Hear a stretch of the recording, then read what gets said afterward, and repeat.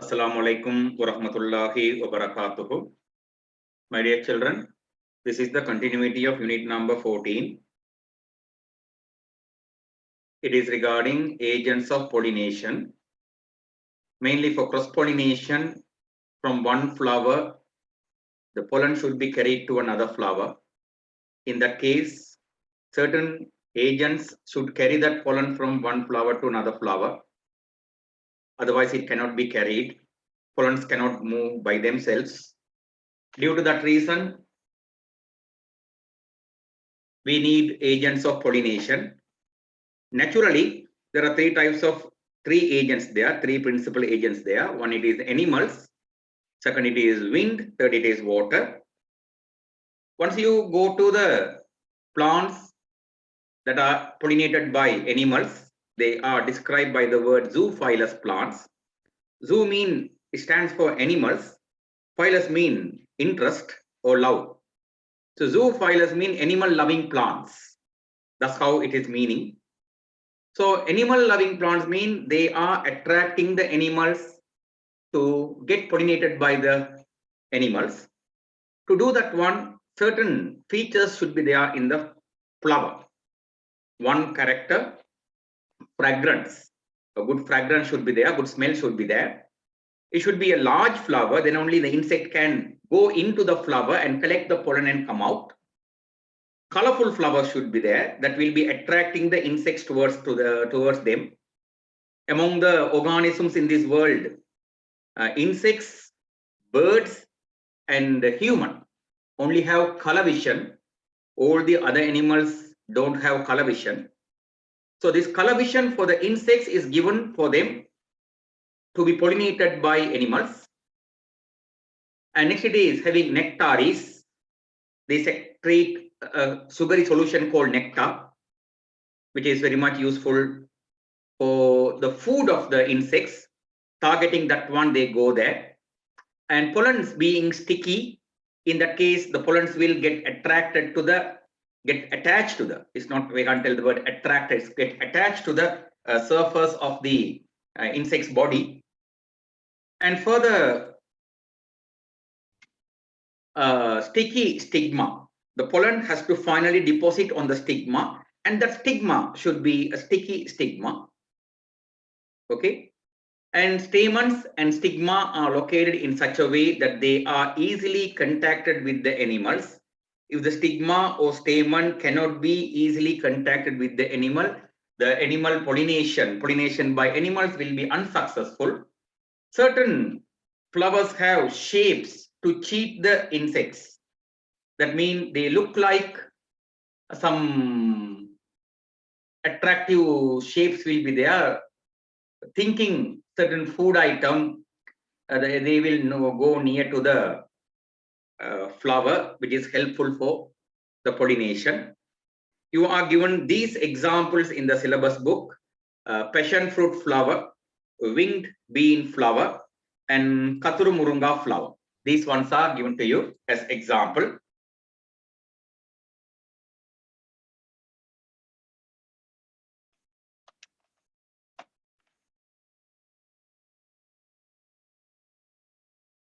Once you go for the Kathuru Murunga flower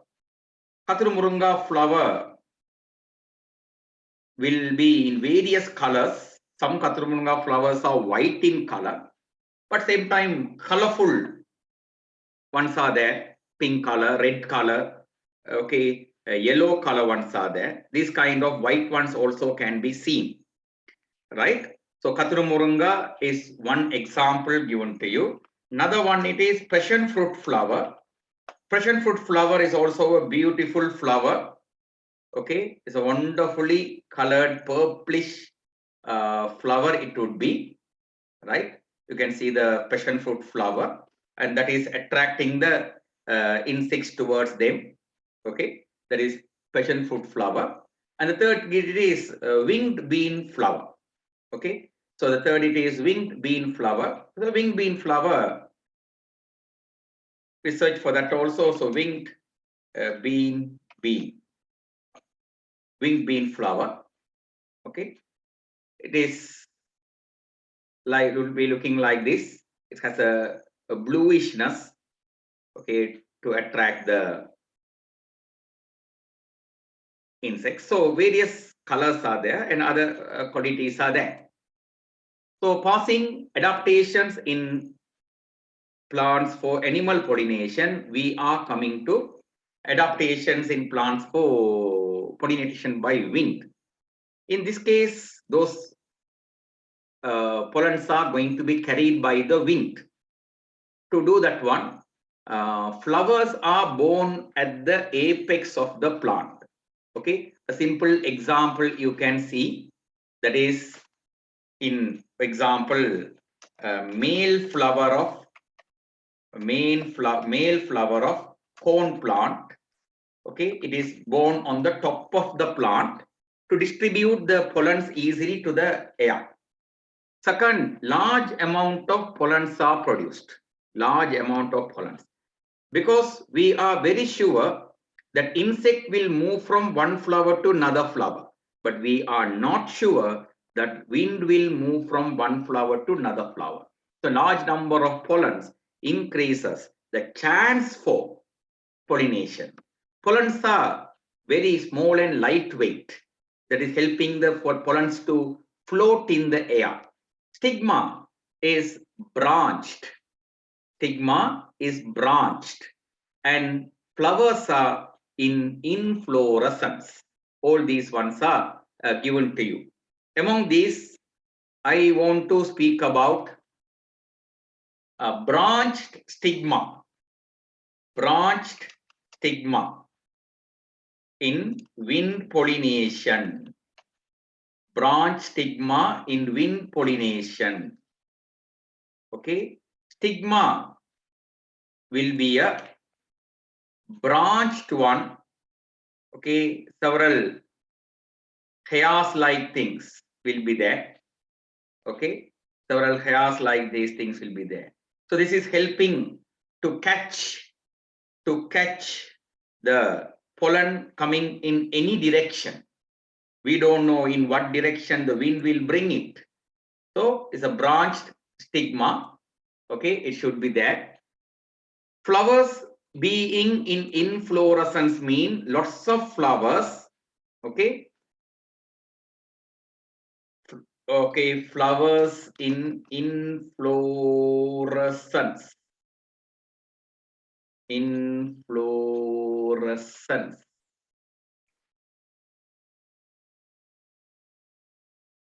Okay, inflorescence. Lots of flowers staying together like this. This is not a single flower. Every stalk is of, okay, you can see lots of flowers there. Okay, one flower. Okay, several flowers staying together. This is called flowers staying. Then they can collectively catch the pollen. So the examples here are paddy, corn, grass, and coconut. Okay, you have to write that one. And these plants are called aerophilous plants because they are interested or loving pollination by wind. Aero mean wind, right? Thirdly, pollination by water. It is hydrophilous plants, water loving plants. The one and only example for us is Vallisneria. In Vallisneria, there are two types of plants produced. One we call, pistillate plant. Pistillate plant is the female plant. Pistillate flower. Pistillate flower is the female flower and staminate flower is the male flower. So Vallisneria is a plant that produces separately male flowers and female flowers. So in this case, mature staminate flower, male flower, separate from the plant and floats on the water. Ultimately, it will reach the pistillate flower by floating and going through the water. It is all the things are happening in the water surface. Right? After the male goes near to the female flower, the pollens will be easily get contacted to the stigma of the female flower. So you don't need to draw the diagram and waste your time. If you get this node, that is enough. And finally, artificial pollination. Here, we human collect the pollens from one flower and add to the stigma of another flower, or say the same flower. We do it. Okay, we do it for two reasons. One, it is during hybridization. Hybridization means by mixing different organisms, we try to develop new characters. Okay, in unit number 20, I'll explain you further. They have crossed a lion and a tiger, and they have produced a product called liger. Okay, liger is a living animal at the moment in this world. Liger is a living animal at the moment in this world. Okay, I can show you the liger. This is liger. Okay, it is a product, it's a mix of a male lion and a female tiger. Is it natural? Mean this is not natural. This is artificial. This is artificial. We human do these types of crosses to improve new characters. And those kind of things are called hybridization. We do that one in the plants as well in the animals. During hybridization in the plants, we try artificial pollination. Second thing, in some plants, for a simple example, vanilla. I can put that example here. Okay, vanilla plant, when you consider, in vanilla plant, naturally, cross-pollination of self-pollination, both are unsuccessful. In that case, we take the pollen, we add to the stigma, we make them reproduce. From that one, we are getting vanilla seeds. From that vanilla seeds, we get vanilla essence. Okay, that's enough for the day. Do the works, copy down the notes, get ready for your next video very shortly. Inshallah, tomorrow or day after tomorrow, I will place the next video, page number 18. Okay, good night, good luck. Assalamu alaikum.